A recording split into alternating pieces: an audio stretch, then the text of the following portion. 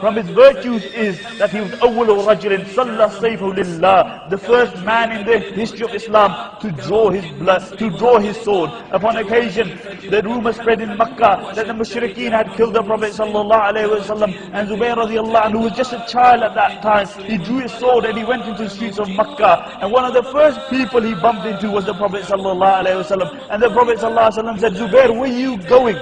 And he said, O Messenger of Allah, I heard that the mushrikeen had killed you. And the Prophet ﷺ said, what would you have done if this was true? And he said, I swear by Allah, I had taken an oath by Allah that I would make the streets of Makkah flow with the blood of the mushrikeen. And the Prophet ﷺ smiled and he prayed for him and he prayed for his sword. And the impact that the dua of the Prophet ﷺ was such that the Sahaba mentioned that there were only two men who could hold swords in both hands and fight equally well with both hands. One was Saifullah Khalid bin Walid, and the other was Abdullah ibn Zubayr, the other one was Zubayr ibn al-Awam radiallahu anhu. The first was Khalid bin Walid, that they could hold swords in both hands and they could control their horses with their feet.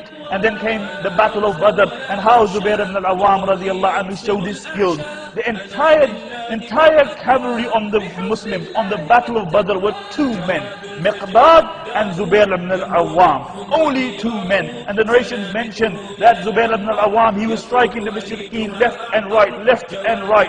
And so beloved to Allah was the sacrifice of Zubayr ibn al-Awam on the battle of Badr, that this was the first battle in which the angels descended to help the Muslims. And the narration mentioned that on that day, Zubayr ibn al-Awam radiallahu anhu, he had a yellow turban on. And when the angels descended on the battle of Badr, they were all wearing yellow turbans. Every single one of them were wearing yellow turbans, because Allah subhanahu wa ta'ala loved the sacrifice of Zubayr ibn al-Awam radiallahu anhu. And then